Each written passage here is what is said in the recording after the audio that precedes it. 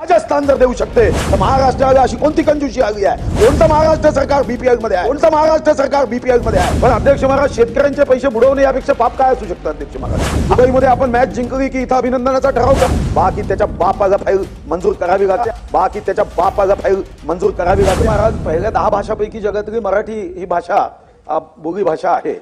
आणि अध्यक्ष महाराज, ही आपली भाषा ही जगाच्या कानाकोपऱ्यात असणाऱ्या मराठी भाषिकांच्या मनात एक भाव आहे की जी फर्स्ट जनरेशन, सेकंड जनरेशन, कुणी ब्रिटनमध्ये आहे, कुठं अमेरिकेत आहे, कुणी जपानमध्ये आहे, त्यांच्याही पुढच्या पिढीला मराठी भाषा सहज शिकता यावी. युट्यूबवर इंग्रजी शिकवणारे अनेक अध्यक्ष महाराज पोर्टल्स किंवा तत्सम अध्यक्ष महाराज व्यवस्था आहे. राज्य सरकारने जगामध्ये असणाऱ्या मराठी कुटुंबातील नवीन पिढीला मराठी भाषा सहजपणे शिकता यावी, मराठी संस्कार सहजपणे समजता यावे म्हणून बृहन महाराष्ट्र संघटनेने देशातल्या जगातल्या 56 देशातल्या लोकांनी मागणी केली आहे की महाराष्ट्र सरकारने एक पोर्टल काढावं.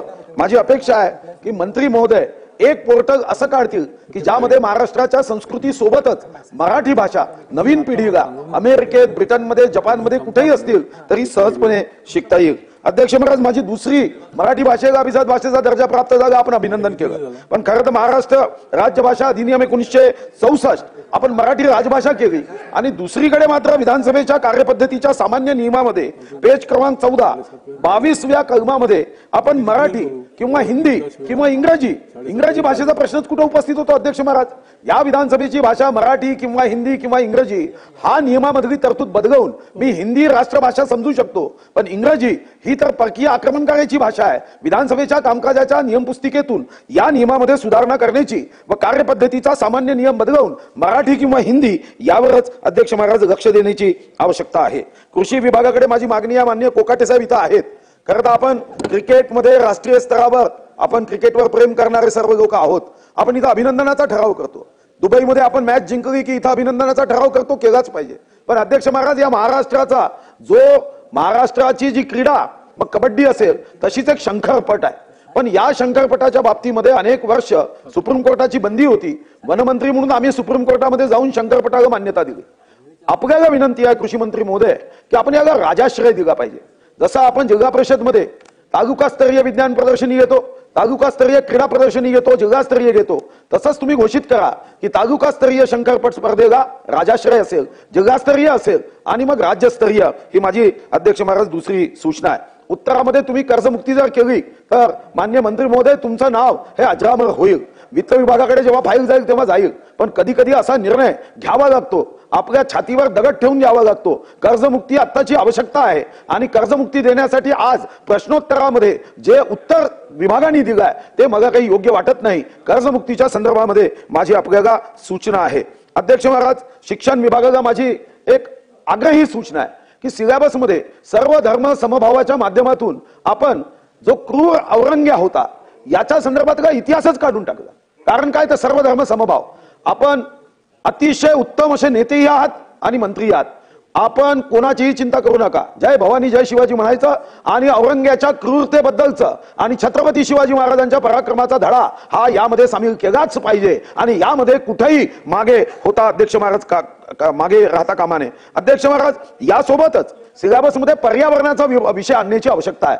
आपण आत्ताच सांगितलं की तापमानामध्ये आपण जगामध्ये क्रमांक 1 वर चालू आहे आणि म्हणून पर्यावरणाचं महत्व हे आपल्याला सांगायचं असेल तर सिलेबसमध्ये आणण्याची या संदर्भामध्ये आवश्यकता आहे. मान्य कृषी मंत्री महोदय गेलेत, पण अध्यक्ष महाराज, शेतकऱ्यांचे पैसे बुडवणे यापेक्षा पाप काय असू शकतं? अध्यक्ष महाराज, आज 2023-24 राष्ट्रीय कृषी विकास योजनेचं थेंब म्हणजे प्रति थेंब अधिक पीक पैसे दिले नाही. राष्ट्रीय कृषी विकास योजना कृषी यांत्रिकीकरण प्रकल्पाचे 23-24 चे पैसे दिले नाही. कृषी यांत्रिकीकरण उपअभियान योजना 23-24 मध्ये सर्वसाधारण प्रवर्गाचे पैसे दिले नाही. महात्मा गांधी राष्ट्रीय ग्रामीण रोजगार हमी योजना अंतर्गत कुशल कामाचे पैसे दिले नाही. आणि म्हणून माझी अध्यक्ष महाराज आपल्यालाही आग्रहाची सूचना आहे की आपण आवश्यक असेल तर निर्देश द्यावे, पण कृषी क्षेत्रातल्या अनुदानाचे पैसे हे एखादा वर्ष 6 महिने मी समजू शकतो, पण 2-2 वर्ष शेतकऱ्यांना अटकवणं हे साधारण काम नाही, तर हे पाप आहे असं समजणाऱ्यापैकी मी आहे. आणि म्हणून कृषी मंत्री महोदय दादासाहेब, तुम्ही कृषी मंत्री राहिले आहात आणि शिक्षण विभागाचं कार्य तुमच्याकडे आहे, तर फक्त विद्यार्थ्यांना शिक्षण देऊ नका, आपल्या सहकार्यांना सुद्धा अशा पद्धतीचं शिक्षण देण्याची आवश्यकता आहे.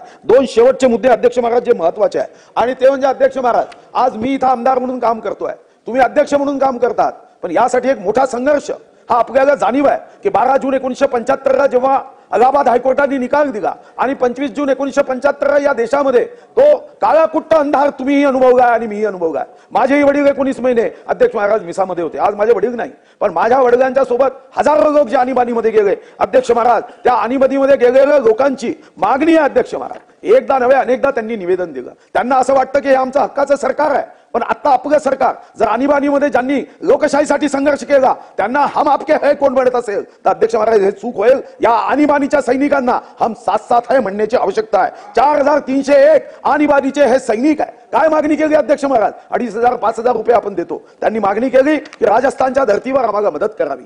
महाराणा प्रतापाचा राजस्थान आर्थिक दृष्टिकोनातून आमच्यापेक्षा मागे आहे, पण छत्रपती शिवाजी महाराजांच्या महाराष्ट्रात माझी मागणी आहे की राजस्थानमध्ये या ठिकाणी हा राजस्थान लोकतंत्र सेनानी सन्मान निधी नियम यानुसार 20,000 रुपये दिले जातात आणि चिकित्सा सहायता 4,000 रुपये दिले जातात. आणि आणीबाणीमध्ये जे 4,000 पेक्षा जास्त लोक आज जिवंत आहेत त्यांची मागणी आहे की आम्हाला या सरकारच्या विरुद्ध आंदोलन करण्याची वेळ आणू नका. संबंधित मंत्री महोदयांनी, सामान्य प्रशासन विभागाच्या मंत्री महोदयांनी ताबडतोब हे 20,000 रुपये करण्याची आवश्यकता आहे. राजस्थान जर देऊ शकते तर महाराष्ट्राला अशी कोणती कंजूसी आली आहे? कोणतं महाराष्ट्र सरकार बीपीएल मध्ये आहे की ज्यामध्ये आणीबाणी सैन्य आणीबाणीमध्ये ज्यांनी लोकशाहीसाठी रक्षण केलं? आणि शेवटचा मुद्दा, जे वनमंत्री महोदय आहे त्यांना माझी एक विनंती आहे. खरं तर मी मुख्यमंत्री उपमुख्यमंत्री महोदयांना या संदर्भातलं पत्र बजेटच्या अगोदर दिलं होतं अध्यक्ष महाराज की प्रभू रामाच्या मंदिरात वन विभागाने लाकूड पाठवलं, माझ्या मतदारसंघातून पाठवलं. संसद भवन लाकूड आम्ही पाठवलं, कास्ट. आता प्राईम मिनिस्टर साहेबांचं ऑफिस आहे, गणेश नाईक साहेब तुम्हाला माहिती आहे की आपण लाकूड पाठवतोय. तर अध्यक्ष महाराज या लाकडाचं महत्व लक्षात घेऊन अध्यक्ष महाराज एफडीसीएमच्या अंतर्गत वनाचे आपण एफएससी केलं. जसं ISI आहे, BIS आहे, तसं लाकडाच्या संदर्भात एफएससी आहे. हे एफएससी 2 वर्ष याच्या संदर्भामध्ये साधारणतः 10 निकष, 70 उपनिकष व 211 पोट निकषाची अंमलबजावणी करून हे आपण एफएससी केलं. मग 10 एकर जागा आपण ताडाली MIDCत घेतली फर्निचर क्लस्टर करण्यासाठी. आपलं लक्ष होतं की जर आपण 800-900 कोटीचं सागवान विकतो तर व्हॅल्यू एडिशन केलं पाहिजे. याचं फर्निचर आपण अमेरिकेतल्या व्हाईट हाऊस पर्यंत पोहोचू शकलो पाहिजे. आपल्या महाराष्ट्राचं नाव तिथं जाईल आणि लाकडासोबत या महाराष्ट्रामधली जी टिकाऊपणा आहे, जो दर्जेदारपणा आहे तो जगाला माहित होईल. मी अर्थसंकल्पामध्ये त्यासाठी 75 कोटी मागितले, 1 रुपया दिला नाही. आपल्याला विनंती आहे, हे रोजगारासाठी असणारं काम आहे. आम्ही जर एफएससी करून आणलाय तर एक मोठं स्वप्न महाराष्ट्राच्या छत्रपती शिवाजी महाराजांच्या महाराष्ट्राचं आहे. आपण यासाठी 75 कोटी उत्तरात घोषित करा. आणि मी स्वतःही वित्तमंत्री राहिलोय, वनमंत्री राहिलोय, 30 वर्ष आमदार आहे. मी एक विश्वासाने सांगतो, काय वित्त विभागाची चिंता करायची ना, फक्त आश्वासन देऊन टाका, बाकी त्याच्या बापाला फाईल मंजूर करावी लागते. हा माझा अनुभव आहे. कोणी अधिकारी थांबवू शकत नाही आश्वासन, कारण सभागृहामध्ये सर्वात मोठं सभागृह आहे. कोणता विभाग नाही, कोणता कर्मचारी नाही, फक्त 75 कोटीचं आश्वासन देऊन टाका. महोदय, माननीय सदस्य सुधीरजी मुनगंटीवार यांच्या या भूमिकेशी मी 100% सहमत आहे.